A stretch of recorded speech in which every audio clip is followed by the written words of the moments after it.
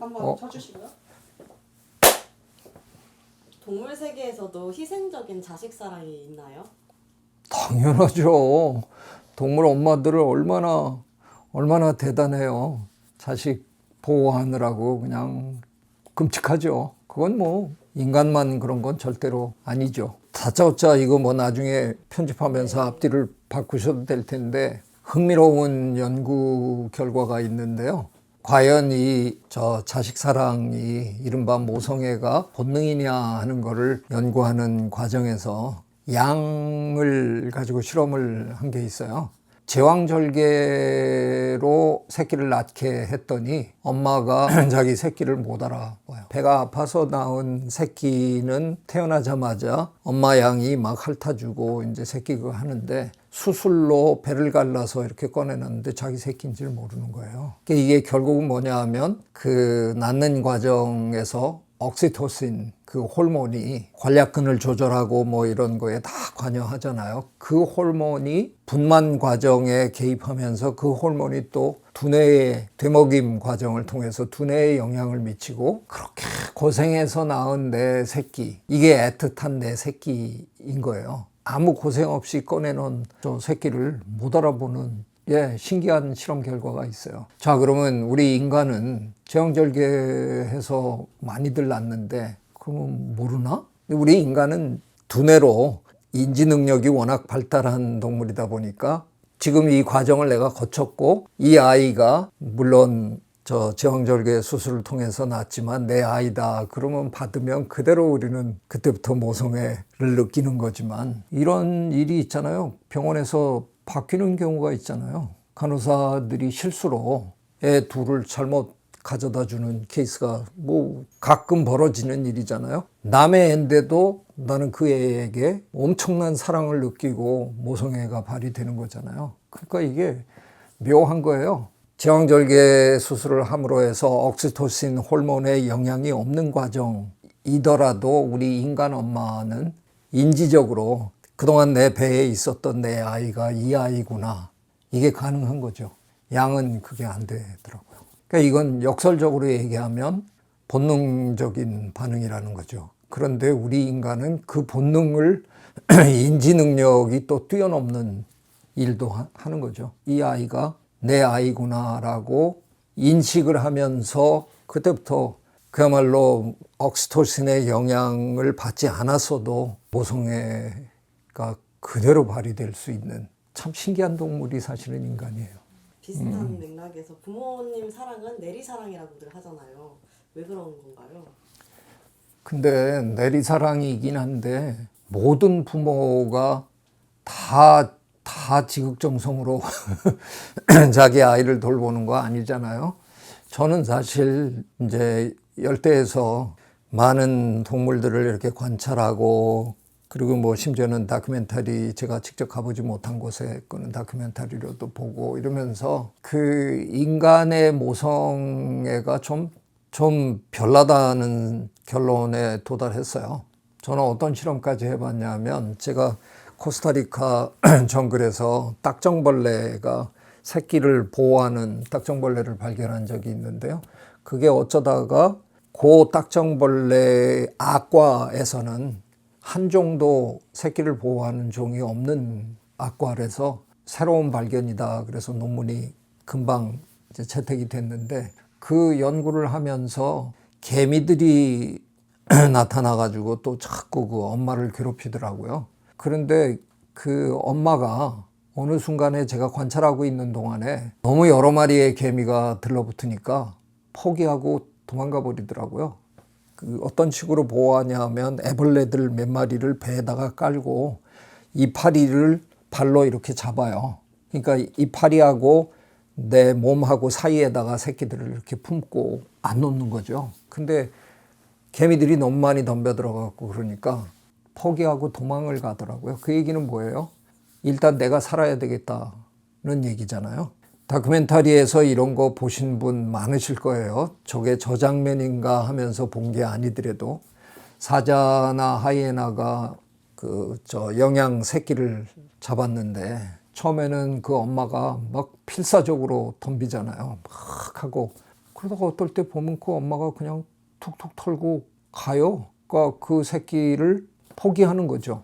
왜 그렇겠어요? 진화적으로 이걸 합리적으로 생각해 보면 그 엄마 동물은 앞으로 기회가 더 있잖아요. 또 새끼를 배에서 낳을 수 있는 기회가 있는데 지금 사자한테 잡혀있는 저 새끼를 구하기 위해서 내가 필사적으로 덤비다가 내가 앞으로 새끼를 더 낳을 수 있는 기회조차 완전히 잃어버리는 거잖아요. 그러니까 어느 순간에는 상당히 합리적인, 겉으로 보기에 굉장히 합리적이고 계산적인 행동을 하는 거죠. 얘는 글렀구나.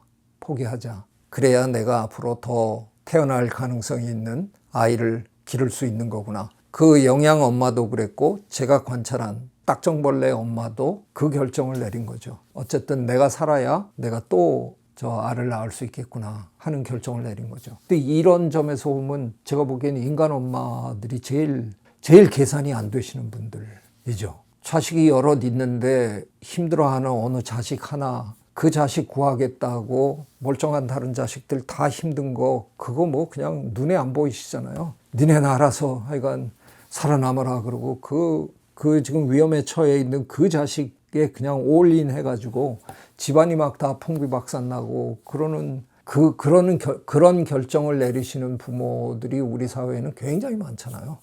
어떻게 보면 모성애, 부성애 이 차원에서 인간이 제일 비합리적인 동물인 것 같아요.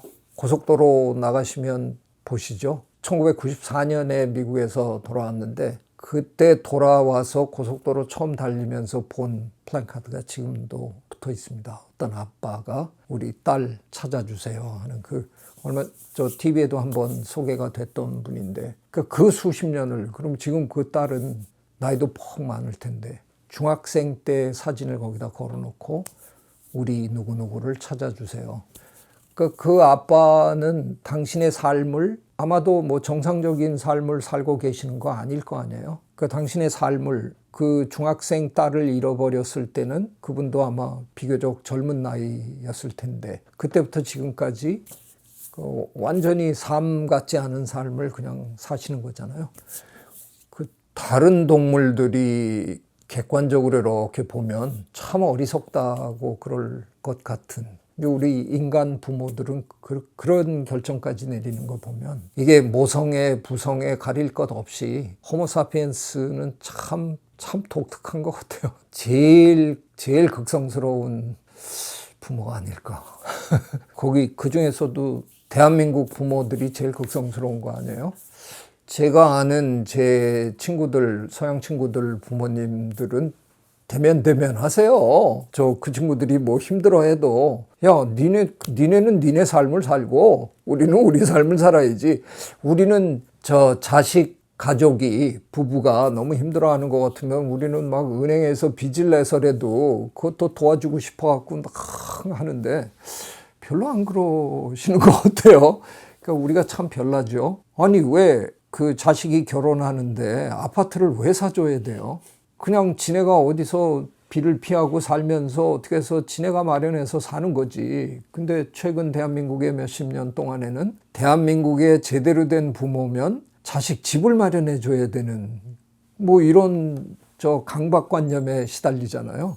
이건 말이 안 되는 거예요. 서양 부모들은 상상도 못할 일이에요. 물론 서양에도 부자들은 다 그렇게 하겠죠. 근데 일반 서민들은 그럴 능력도 없거니와 그게 본인들이 할 수 있는 일의 범주 안에 있다고 생각하지 않거든요. 그래서 그냥 왜 뭐 어디 새방 살면서 렌트비 주면서 그러면서 또 은행 융자 받아서 뭐 하고 이러면서 살아가는 건데 우리는 왠지 그래도 조금 사회적 위치가 있는 분들이라는 중산층 이상의 가정에서는 자식이 결혼한다 그러면 부모가 제일 먼저 걱정하는 게 집을 어떻게 장만해 주나 뭐 이런 걱정을 하잖아요. 참 대단한 부모예요. 이거 뺨치는 동물이 있습니다. 꿀벌, 여왕벌입니다. 꿀벌, 여왕벌은요. 개미나라 여왕개미는 공주개미 키우고 왕자개미 키워서 날려보내면 우리 집 아들들은 남의 집 딸들 만나서 이제 짝짓기 하고 죽고 그 짝짓기에 성공한 이제 공주개미들은 어딘가에 가서 새로운 나라를 건설하잖아요. 개미나라의 여왕개미는 내 딸들이 어디 가서 어떤 살림을 차리는지 전혀 모릅니다. 그 정보가 전혀 없는 거죠. 그래서 내가 얼마나 성공했는지 스스로 알 방법은 전혀 없어요. 그런데 꿀벌의 여왕벌은 알아요. 내보낸 공주벌들이 나가서 짝짓기를 하고 그 중에 한 마리가 집으로 돌아와요. 아마도 제일 먼저 짝짓기에 성공한 딸이 집에 왔는데 이미 늦었으면 아마 그 딸은 또 어디로 가겠죠. 제일 먼저 도착한 딸이 이제 엄마한테 엄마 저 시집 갔어요. 저 왕자벌 여러 마리랑 잠자리도 같이 했고요. 저 이제 나라를 이끌 준비가 됐어요. 그러면 엄마 여왕벌이 일벌의 절반을 데리고 집을 나갑니다. 딸에게 집을 물려주고 나갑니다. 이게 분봉이에요. 나가서 저기 나뭇가지에 이렇게 확 매달려 있는 게 그게 새 여왕벌이 하는 짓이 아니고요. 새 여왕벌은 엄마가 쓰던 집을 물려받고 그리고 저 일벌 한 절반 정도를 물려받고 엄마가 나갑니다. 생각해보면 굉장히 합리적인 거잖아요. 엄마는 경험이 많은 암컷이잖아요. 이 운영도 다 해봤고 그래서 엄마는 나가서 새로운 살집을 마련하는데 지금 갓 여왕이 된 그 신참 여왕벌에 비하면 확실히 탁월하겠죠. 그래서 엄마가 나가서 새 살림을 차리는 걸로 그들은 진화했습니다. 한국 부모를 뺨치는 부모죠. 아예 새 작은 아파트를 마련해 주는 게 아니라 당신이 살던 집을 딸한테 주고 당신이 나가서 새 방을 찾는 그러니까 인간보다 더한 동물도 있습니다. 국가 질문으로 생각나는데 한국 부모님들은 유독 자식들에게 미안하다 이런 표현 많이 쓰시는 것 같아요. 왜 그런 걸까요? 그렇게요. 뭐가 그렇게 미안한 게 많으실까?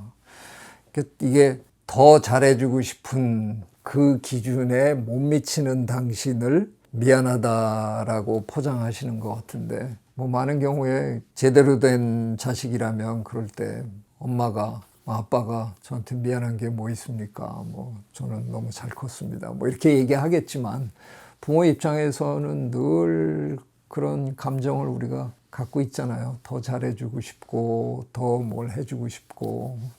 저도 이제 손녀딸이 태어나가지고 제 아들이 미국에서 이제 집을 샀는데 뭐 더 큰 집으로 가야 되겠다. 근데 주변에서 지금 다 말리고 있어요. 이제는 더 도와주면 안 된다. 당신들 살 도리도 해야 된다. 더 도와주고 싶은데 미안한 못 도와주게 되면 미안한 마음이죠. 뭐 그런 마음이겠죠. 더 잘해주고 싶은데 그렇게 하지 못하는 나에게 하는 말이겠죠. 나를 위로하는 말이겠죠. 미안하다 하는 게. 그런 거 보면 부모와 자식이 서로를 생각하는 방식에 좀 차이가 있는 것 같아요.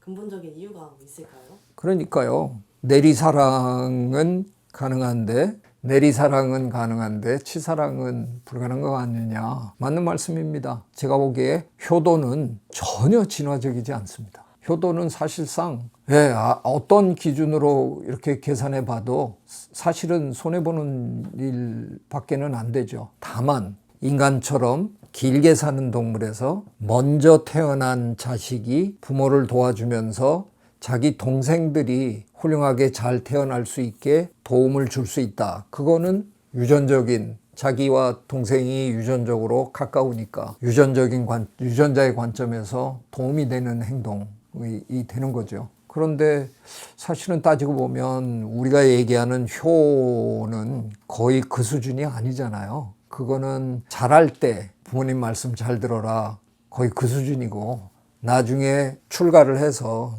내가 내 가정을 갖고 있음에도 불구하고 내 부모님은 이제 연로하셨는데 그분들이 이제 내 동생을 낳아줄 연령이 지나신 분들인데 그분들을 열심히 돌봐드리는 거잖아요. 그건 진화적으로 거의 의미가 없는 일이죠, 사실은. 그렇게 했다고 해서 나에게 남는 거는 유전적으로 남는 건 아무것도 없는 거죠. 오히려 거기에 투자하는 그만큼을 내가 내 자식에게 쓰지 못한다? 그럼 이건 오히려 역효과가 나는 일이죠.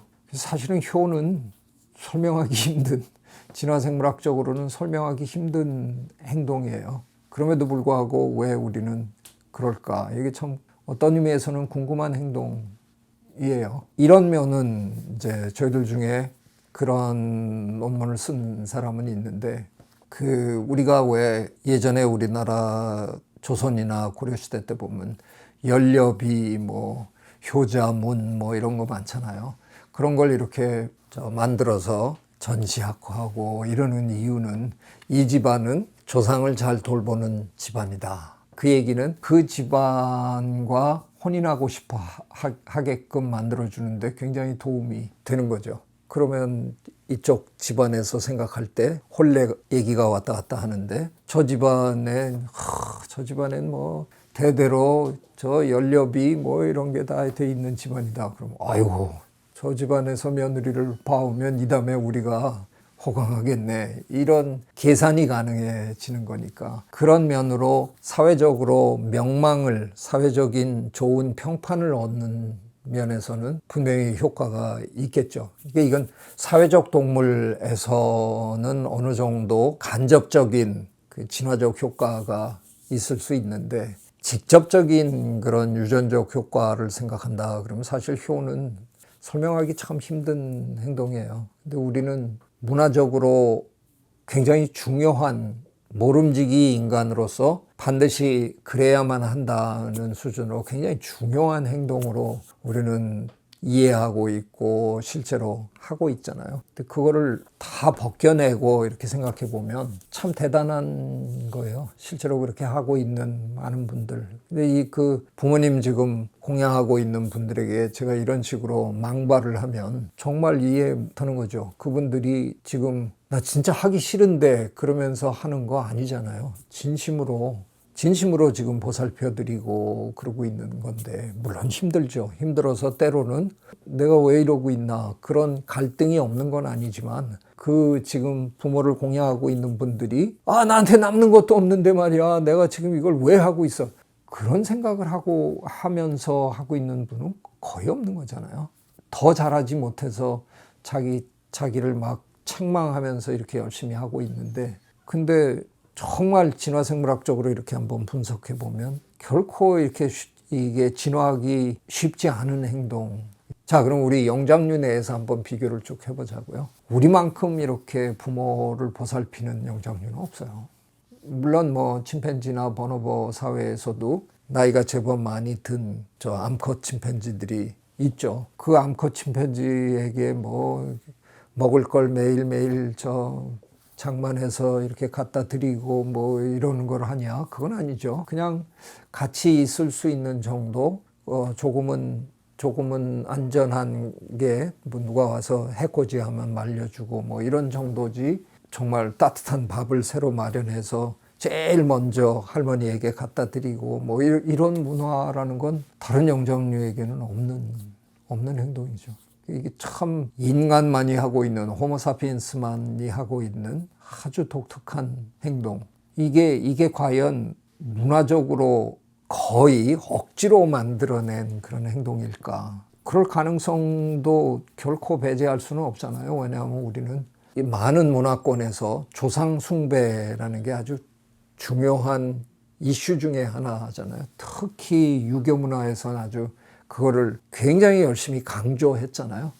자, 우리 인간 행동 중에 무언가를 지나치게 강조한다는 건 무슨 뜻이에요? 이게 강조하지 않으면 이루어지지 않을 수 있다는 걸 알기 때문에 강조하는 거잖아요. 그래서 어쩌면 상당히 문화적으로 형성된 인간 행동일 수 있는 거죠. 이런 얘기를 제가 이렇게 너무 그 생물학적으로 분석을 하면 참 못되먹은, 그렇지 않아도 바쁘다는 핑계로 부모님 조금 멀리 사시는데 자주 가서 뵙지도 못하고 늘 마음이 아픈데, 이런 얘기 잘못하면 이상한 놈 되죠.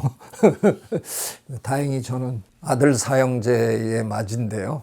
저희 어머니는 제가 어렸을 때 천하를 다 가지신 분처럼 행동하셨거든요. 아들 사형제를 키우려니 얼마나 힘드시고 얼마나 바쁘셨겠어요. 그런데도 가끔가다 어느 날 오후에 우리 넷을 다 부르십니다. 다 불러서 양쪽으로 두 명씩 탁 데리고 동네를 한 바퀴 일단 도십니다. 그럼 뭐 동네 다른 분들이 저 집 끌끌하다. 아이고 아들들 참 뭐 그때는 아들이 최고였잖아요. 그래서 아들을 넷이나 낳은 딸을 하나도 낳지 않은 그 엄마로서의 그 훈장을 탁 달고 시장도 일부러 이렇게 우리들을 데리고 가시고 막 그러셨어요.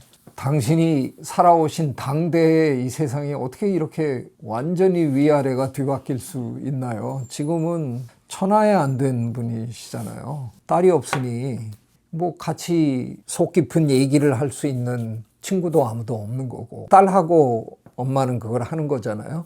그런데 며느리들은 또 다 그래도 아들들을 우리 어머니가 열심히 잘 키운 바람에 그 아들들이 자기 수준에 맞는 며느리들을 부인들을 다 얻었으니까 저희 어머니는 고등학교밖에 못 나오셨으니까 며느리들하고 또 대화가 이렇게 쉬운 게 아니시죠.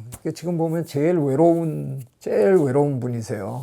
근데 저는 너무 고맙게 전통적인 한국의 기준으로 보면 제가 여기서 지금 유튜브를 찍고 있을 게 아니라 가서 부모님 안마도 해드리고 이래야 되잖아요. 근데 저희 부모님은 제가 그래도 가끔 이렇게 매체에 나오는 걸 보시면서 뭐 좋아해 주시고 네가 얼마나 바쁘면 뭐 언제 여기 올 시간이 있냐 이해해 주시는데 이해해 주는 거로 끝날 수 있는 문제는 아니잖아요. 근데 제 셋째 동생이 딸 같은 아들이에요. 자기 말로는 나도 바빠서 못 가 그러는데 뭐 일주일에 한두 번은 들려서 이것저것 챙겨드리고 다 봐드리고 뭐 병원 모셔가는 것도 뭐 스케줄 다 잡아서 그 친구라고 자기 인생이 없는 거 아닌데 정말 잘해요. 그리고 이제 꿈에 도움이 더 필요하면 이제 제가 호출당해서 우리 둘이 주로 하고요. 그 동생한테 저는 뭐 너무너무 고맙죠. 그런 동생이 있다는 게 저로서는 제가 이렇게 사회생활을 할 수 있는 정말 결정적인 그 도움은 그 동생 때문에 가능하다. 부모님들도 그 동생에 의지하는 게 엄청나요.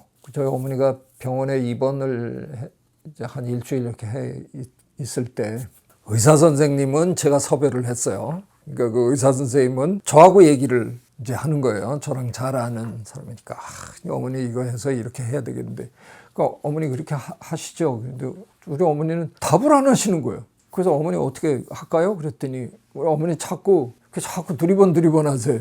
셋째가 올 때가 됐는데 내 셋째가 와야 결정을 할 수 있는 거예요. 그랬더니 그 의사 선생님이 이제 저한테 아이고 뭐 최 교수님 뭐 이 집안에 대충 저 위치를 내가 알겠네. 뭐 발언권이 전혀 없으시구만. 그러니까 저희 어머니는 그 아들에게 모든 걸 이제 의탁하는 거죠. 그래서 그 아들이 이제 조금 이따 와가지고 엄마 그건 이렇게 해갖고 이렇게 하는 게 형 얘기처럼 그렇게 하는 게 좋을 것 같아요. 그렇게 얘기하니까 그래 그럼 그렇게 하자.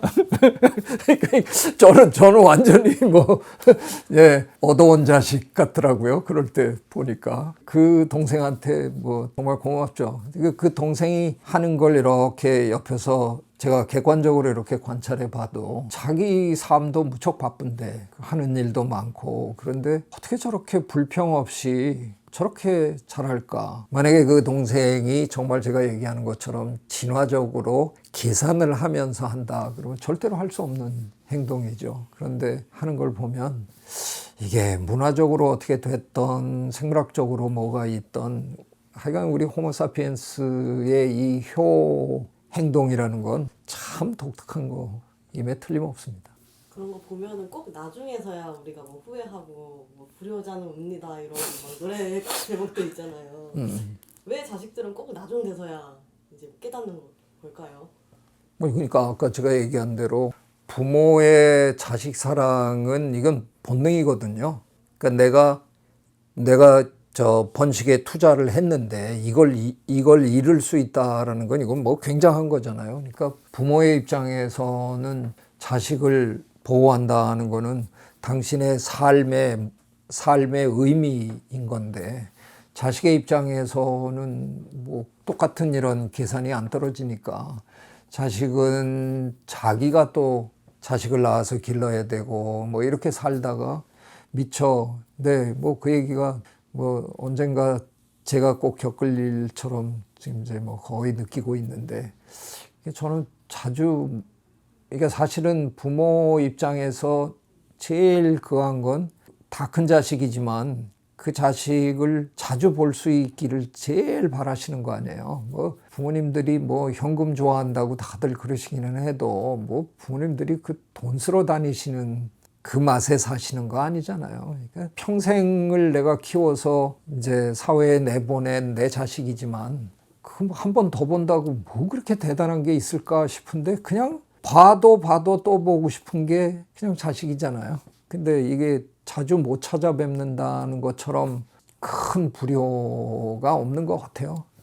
저는 뭐 제 부모님이 아이고 네가 뭐 바쁜데 왜 오냐 그러셔서 뭐 그냥 은근슬쩍 안 가는 면도 있지만 그게 제일 마음 아프죠. 근데 이제 이러다가 이제 부모님 떠나시고 나면 아마 제가 땅을 치고 후회하지 않을까. 계실 때 좀 더 자주 찾아뵐 걸. 아마 뭐 거의 뭐 그 후회는 분명히 제가 할 것 같은 생각이 그냥 드는데, 이제 그러지 않으려면 뭐 퇴근하더라도 차 몰고 한번 갔다 오고 그러면 되는데, 그게 뭐 왔다 갔다 너무 아무래도 시간이 상당히 걸리고 참 힘들어요. 근데 늘 그게 늘 안타깝고, 생각 같으면 좀 가까이 살면 조금 가능하지 않을까. 근데 이게 아직은 제가 사회생활이 너무 바쁘다 보니까 거기 살면서 제가 지금 하고 있는 이 모든 일을 한다는 건 너무 어려울 것 같고. 맞네요. 그러니까 제 아내는 이제 부모님 뵈러 갈 때 그 사람은 부모님이 다 돌아가셨고, 전 장인 장모님은 10년 전에 다 돌아가셨고, 지금은 이제 그 사람에게도 부모는 제 부모님, 시부모만 지금 남아 있는데, 뭐 시부모님들이 뭐 그렇게 평생 따뜻하게 해준 것도 아닌데, 근데도 시부모님들을 생각하는 게 상당히 시간이 갈수록 점점 애틋해지는 걸 제가 옆에서 이렇게 지켜보고 참 신기하다. 받은 것도 별로 없는데 어떻게 그래도 저런 거의 진심에서 이렇게 우러나오는 그런 것들이 보이거든요. 참 대단하다 그런 생각을 하는데, 이 사람은 그래도 갈 때마다 저 부모님한테 되지도 않는 제안을 계속해요. 우리 집 근처로 이사 오시면 안 돼요? 근데 그 또 뭐 부모님들도 안 될 것도 없는 것 같은데 뭐 하여간 우기시고 안 움직이시고, 좀 가까이 있으면 그래도 뭐 들면하며 이렇게 들여다보고 그러면 참 좋을 것 같은데 그런 면이 많이 아쉽습니다. 동물 사회에도 페류나처럼 보이는 그런 경우가 있을까요? 뭐 많죠. 동물 사회에서도 부모인데 부모를 거의 못 알아보는 수준의 그 행동을 하는 그런 케이스 우리 많이 관찰해요. 근데 실제로 부모 자식 간의 이런 끈끈한 이런 유대 관계를 유지하고 사는 동물보다는 그렇지 않은 동물이 훨씬 많으니까요. 일단 태어나서 부모의 보살핌을 받고 크지 않는 동물이면 그냥 흩어지니까 나중에 만나도 부모인지 자식인지 서로 모르는 경우가 허다해서, 그럴 경우에는 뭐 그냥 완전 남남이잖아요. 침팬지나 뭐 이런 수준이 돼야 우리가 느끼는 그런 부모 자식 간의 어떤 그런 것들이 나타나는 거죠. 구달 박사님이 그 건비에서 관찰한 침팬지 가족 중에 가장 대단한 가족이 플로라는 암컷 침팬지가 그 키워낸 자식들의 그 스토리가 그 연구의 아주 주축인데, 그래서 플로가 세상을 떴을 때 구달 박사님이 런던 타임스에 추모의 글을 썼어요. 그러니까 침팬지가 세상을 떴는데 인간 신문에 추모사가 실린 유일한 케이스였는데, 그 정도로 구달 선생님에게는 가장 가까웠던 암컷. 근데 좀 플로는 조금 못생겼어요. 코도 좀 뭉툭하니 이렇고, 그런데도 굉장히 오래 살았고 많은 수컷 침팬지들의 사랑을 받았고 자식을 낳아서 여러 번 자식을 키웠어요. 근데 마지막에 플로가 세상을 떠나고 난 다음에 마지막으로 낳은 아들이 있었는데 그 아들이 같이 죽었어요. 그 아들이 엄마의 시체 곁을 떠나지 않고 밥을 안 먹고 그렇게 하다가 시름시름 해서 한 2달 만인가 같이 그냥 엄마 따라서 하늘나라로 갔어요. 아, 그걸 또 보면 이게 네, 우리 인간 사회에서는 우리 가끔 그런 일들이 있잖아요. 자식 중에 뭐 정말 식음을 전폐하고 그냥 눈물로 한참을 보내는 그런 자식이 있는데 동물들은 거의 그런 걸 우리가 거의 못 보는데 네, 그 케이스는 정말 독특한 케이스였어요. 그 시체를 엄마 시체를 거두지 못하게 이놈이 막 그냥 필사적으로 막으면서 엄마 시체 옆에 앉아서 아무것도 안 먹으니까 그냥 날이 갈수록 배짝 마르다가 어느 날 죽었어요. 그냥. 그러니까 굉장한 거죠. 그걸 도대체 어떻게 설명해야 할까? 설명이 불가능한 거예요. 근데 이제 이 진화적인 설명이라는 게 제가 하는 진화적인 설명은 대개 유전자 수준에서의 설명이잖아요. 유전자의 관점에서 볼 때 그 행동은 이해하기 힘든 행동인데 사실은 우리 생명체라는 건 유전자가 단백질을 합성해내면서 나라는 존재를 만들어 놓은 거잖아요. 만들어 놓고 내 몸 안에 세포 안에 유전자가 아직 앉아 있지만 그 유전자가 매일같이 저한테 지령을 내리는 건 아니거든요. 만들어 놓은 그 작품이 어떻게 하느냐에 따라서 그 유전자의 운명도 좋은 운명이 될 수도 있고 나쁜 운명이 될 수도 있는 거예요. 내 깐엔 잘 만들어 놨는데 이놈이 이상하게 삐딱한 생각만 하고 위험한 짓만 하다가 어디 절벽에서 떨어져서 죽었다. 새끼도 하나 낳지도 않고 이 유전자는 실패한 거죠. 아이, 잘 만들어 놨는데 이놈이 왜 이런 짓을 하다가 새끼도 안 낳고 죽었어. 실패한 겁니다. 그러니까 그 유전자의 손을 떠나고 난 다음에는 우리가 일상생활에서 보고 관찰할 수 있는 그 개체 수준에서의 행동 문제가 나오는 거죠. 그 한 집안에 있는 한 엄마, 한 어머니 밑에서 한 어머니 몸에서 태어난 자식들이 여럿 있다 그래도 그 자식들이 다 다르잖아요. 그런 자식 중에 뭐 어머니가 돌아가시고 난 다음에 슬퍼하는 정도도 다 다른 거고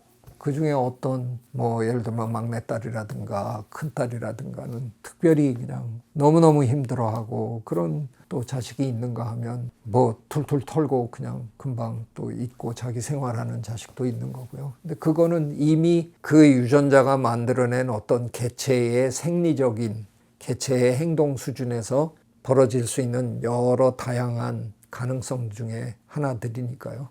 그걸 일일이 다 어떤 일관성을 가지고 다 설명한다는 건 불가능한 얘기일 거예요. 그런 자식도 침팬지 세계에도 있습니다. 교수님께서 처음 부모가 되시던 순간 그때 어떤 감정과 기분이었는지.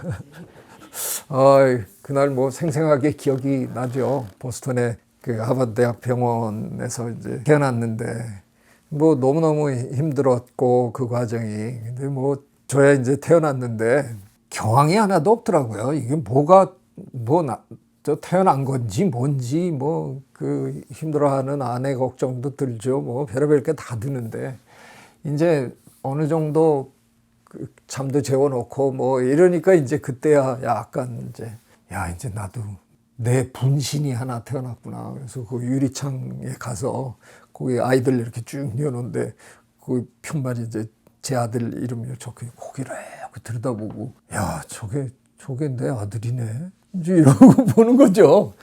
그 감정이 정말 신기하더라고요. 근데 저는 워낙 아이를 늦게 낳았고 아이 낳기 전에 주변의 아이들을 제가 되게 잘 돌보는 조금 이상한 아저씨였는데 그래서 제 주변에는 아이들이 늘 많았어요. 그래서 뭐 그 아이가 커나가는 과정에서는 뭐 그렇게 내 아들이라고 해서 그렇게 새로운 게 있었나 사실은 잘 모르겠고요.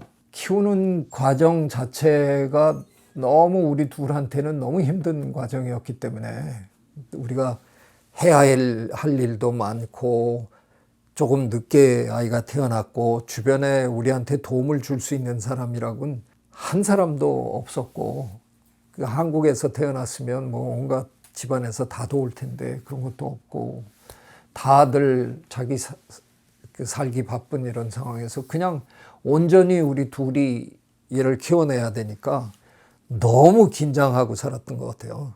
그래서 즐기지를 못한 것 같아요.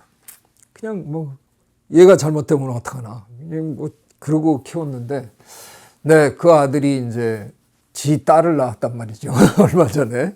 그 이제 보러 갔는데, 완전히 다르더군요. 소녀는 너무 예쁘고 그냥 너무 좋더라고요.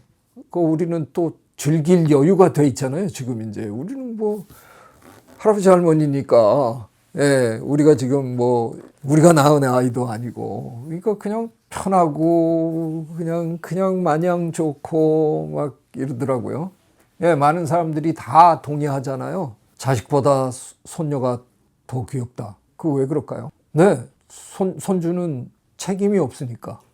내 책임이 아니잖아요. 일단 책임질 누군가가 중간에 있는 거니까 그냥 즐기기만 하면 되는 거잖아요. 어떤 분들은 한술 더 뜨는 분들이 계세요. 손주가 더 소중하다. 그리고 진짜 손주 바보 할아버지 할머니들이 많잖아요. 자식 키울 때는 여유도 없어서 자식한테 그렇게 잘해주지 못했던 건데, 지금은 오히려 여유가 오히려 더 있으신 할아버지 할머니들은 뭐 손주한테 그냥 한없이 퍼붓잖아요. 그래서 대한민국은 지금 할아버지의 재력과 뭐 엄마의 정보력과 뭐 이래야 아이가 좋은 대학에 들어간다는 그런 말도 안 되는 얘기가 있을 정도로. 근데 진짜로 손주가 더 소중하냐? 그건 아니죠. 손주는 내 유전자의 4분의 1을 갖고 있는 존재입니다. 내 아이는 내 유전자의 절반을 갖고 있습니다.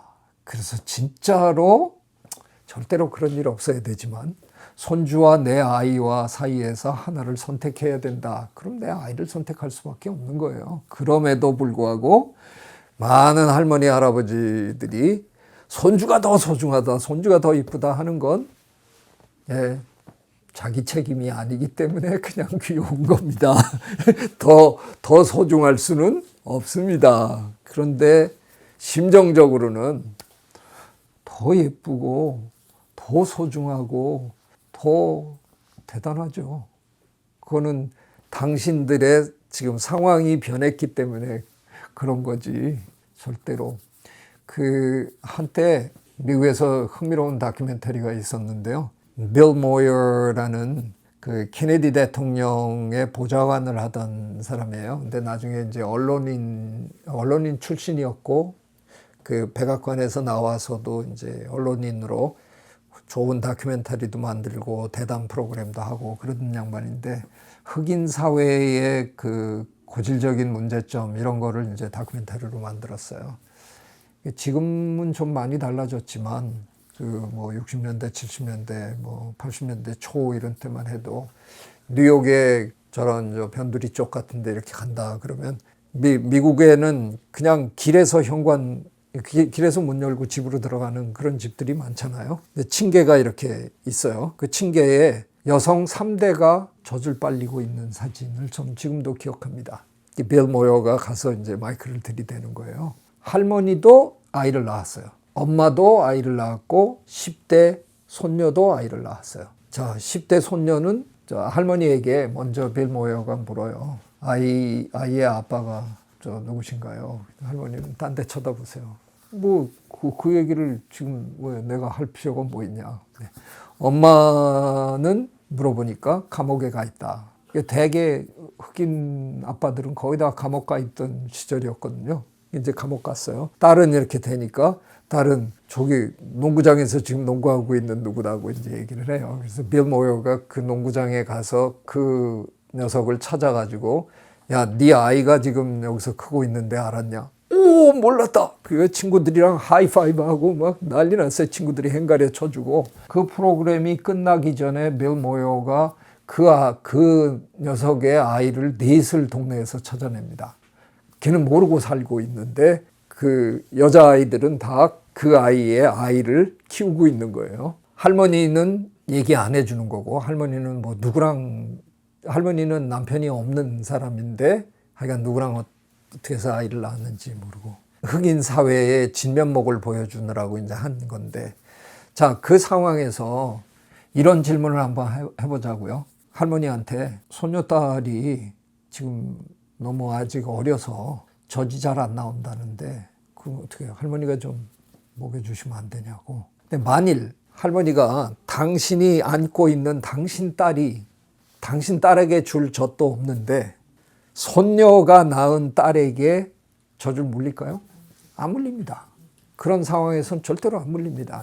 내가 낳은 내 딸이 중요한 거죠. 근데 내가 젖을 물려야 하는 내 딸이 없는 상황에서 내 자식이 낳은 손주, 너무너무 예쁜 거죠. 그러나 만일 내가 부양해야 될 내 자식이 있으면 손주 눈에 안 들어오는 겁니다.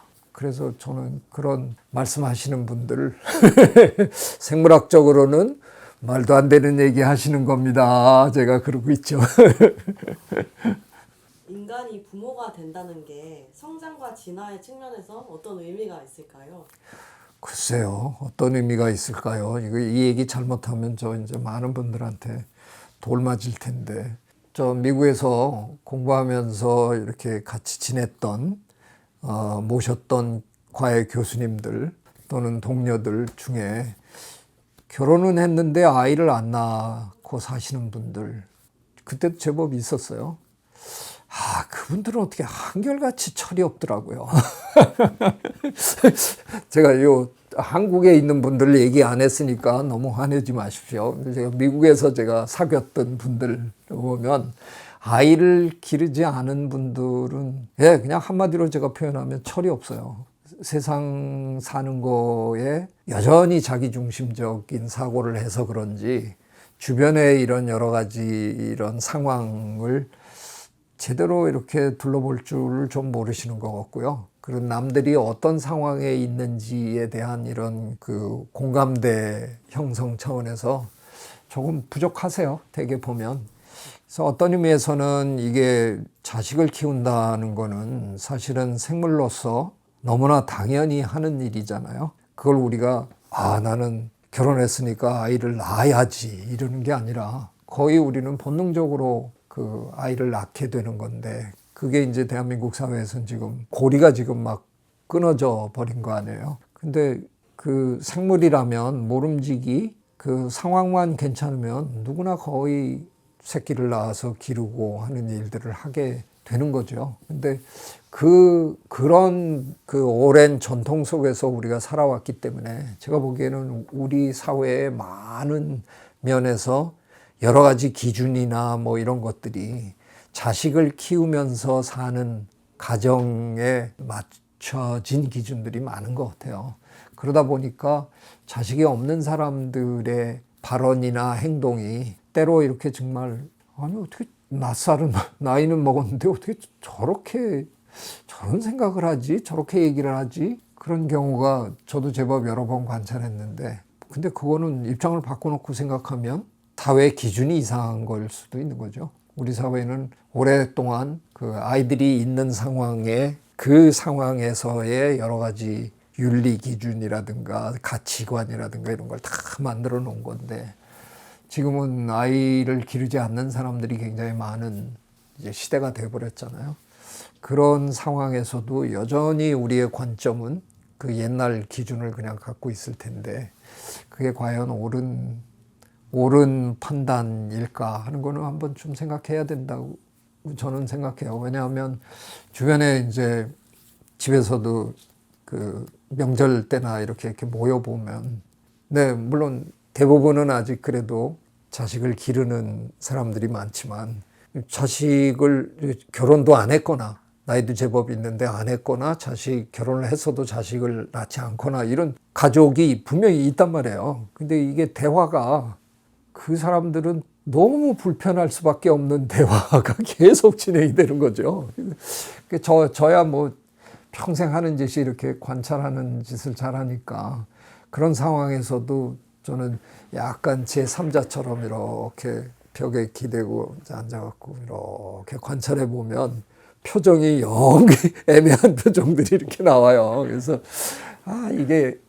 이게 아직은 우리 사회가 그런 저출생 상황에 사고하는 어떤 기준이나 또는 우리의 행동이나 이런 게 거기에는 아직 튜닝이 안 돼 있다는 걸 저는 굉장히 많이 발견합니다. 당하는 당사자들의 입장에서 상당히 힘든 일일 텐데 네, 그냥 뭐 대수롭지 않게 예, 조금 나이 드신 분은 아니 너는 왜 뭐 이러고 그냥 얘기하시고 그리고 아니, 뭐 네가 그렇다 그러더라도 뭐 내 생각엔 너가 그건 잘못 생각하는 거다 뭐 이렇게 그냥 훈시를 해야 되니까 여기 나름대로 자기의 삶을 이렇게 생각하고 뭔가 그 깊은 생각 끝에 내린 결정이고 그대로 지금 살아가는데 하여간 가족이 모이면 이상한 얘기가 나오고 그러니까 그래서 그런 분들이 명절 때 잘 이제 슬슬 안 나타나기 시작하고 이 가족의 이런 평화로움에 아무래도 그런 문제들이 금을 만들잖아요. 저는 이제는 기존에 이런 평가 기준을 갖고 있었던 분들이 적극적으로 자신의 생각을 조금씩 검토해 보시고 새로운 상황에 조금은 맞춰주는 게 그거는 반대로는 못 하잖아요. 그런 새로운 상황을 만들어내고 있는 사람들이 배려할 수 있는 그런 성질의 게 아니니까 기존의 생각을 하시는 분들이 새로운 상황을 배려해 줄 수밖에 없는 건데 조금은 제가 관찰하는 바는 배려는 거의 안 하고 계시다라는 생각이 들어요. 조금 배려 행동을 하셔야 되지 않을까 뭐 그런 생각도 해봅니다. 어버이날인데요. 아버지이자 할아버지의 입장에서 최고의 효도가 무엇인지 알려주세요. 그러니까 아까 얘기했잖아요. 그냥 자주 보고 싶은 거. 제가 못하면서 참 뻔뻔하다는 생각이 들지만, 저 손녀가 미국에 있는데, 네, 그냥 매일 그 생각이죠. 제가 좀 크는 과정을 옆에서 이렇게 좀 지켜볼 방법은 없나. 그래서 일단 저 꼼수를 하나 써놨습니다. 돌 때 한국 오는 비행기 표를 할아버지가 사겠다. 이렇게 해서 그 가족 한 살짜리는 비행기표 값 안 내죠. 네, 부부 비행기표 값을 할아버지가 내겠다. 근데 뭐 별로 감흥이 없는 것 같아요. 그래서 약간 씁쓸한데 제 아들에게는 제안을 제가 하죠. 야, 요즘 뭐 인터넷 시대라는데 뭐 주로 재테크 한다는데 아니 재테크를 미국에서 하거나 한국에서 하거나 무슨 차이가 있는 거냐. 그래서 한국에 좀 잠시 와 있으면 안 되냐. 근데 안 된대요. 뭐 안 된다는데 제가 어떻게 할 수도 없고 네, 그냥 가까이서 좀 자주 보고 싶은 마음. 아이고 당장 부모님 뵈러 가야 되겠네. 마무리 주셔도 괜찮을 것 같아요. 네, 그 어버이날이 다가오잖아요. 그게 옛날에 이게 저 미국 친구들은 우리가 어버이날이라고 부르는 거에 대해서 되게 신기해해요. 여기는 어머니 날이 있고 아버지 날이 따로 있거든요. 원래 아버지 날은 없었던 걸로 제가 아는데 이제 남성들이 왜 우리 날은 없냐 이래가지고 이제 만들긴 했는데 만들었어도 별 볼 일 없어요.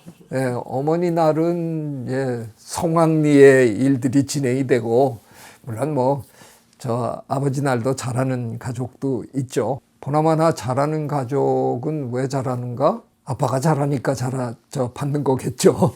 아빠가 제대로 못하는 집에서는 아마 예, 아버지 날 별 볼 일 없으리라고 저는 뭐 생각하는데 내리사랑이긴 한데 치사랑을 받으려면 그만큼 또 받을 자격을 확보하셔야 됩니다. 그게 꼭 돈으로만 되는 거는 아마 아닐 거고요. 물론 돈의 힘이 상당히 있는 건 사실인 것 같아요. 네, 부모가 돈을 쥐고 있으면 뭐 좀 와서 아양을 떠니까 그건 있는 것 같은데 돈보다는 역시 그 자식과의 그런 관계 맺음을 어떻게 형성해 왔느냐 그게 아마 제일 중요한 거겠죠. 세상에 효처럼 우리 사회가 중요하게 여기는 그런 덕목 별로 없잖아요. 참 모든 사람이 다 얘기하는 거고 자식이 부모를 공경하는 그런 모습을 보면 모두가 다 흐뭇해하고 다 좋아하고 그런 거지만 그런 배후에는 결코 제가 보기에는 생물학적으로 진화적으로 그렇게 타당한 그렇게 쉬운 연결고리가 발견되는 건 아니거든요. 이제 그러자면 제가 보기에는 부모의 역할이 일단 중요했어야 하는 거고요. 부모가 어떻게 자식을 키웠나에 따라서 그 자식이 부모에게 어떻게 하느냐가 아마 결정이 되겠죠. 저희 아들 열심히 키웠는데, 이놈 쌀쌀맞기로 이루 말할 수가 없어서 지금 조금 섭섭한데, 지가 바빠서 그렇겠죠. 조금 시간이 지나면 이제 아빠 엄마 생각도 좀 해주겠죠. 손녀딸 데리고 좀 와라. 아이 참나. 오늘 부모 사랑 얘기하다 보니까 너무 개인적인 얘기가 막 그냥 훅훅 들어오네요. 카네이션 하나 뭐 달랑 들고 가는 게 중요한 게 아니고요. 가능하면 자주 찾아뵙고 자주 전화드리고 그런 자식들이 되시기 바랍니다. 오늘도 즐거웠습니다. 구독, 좋아요, I love you.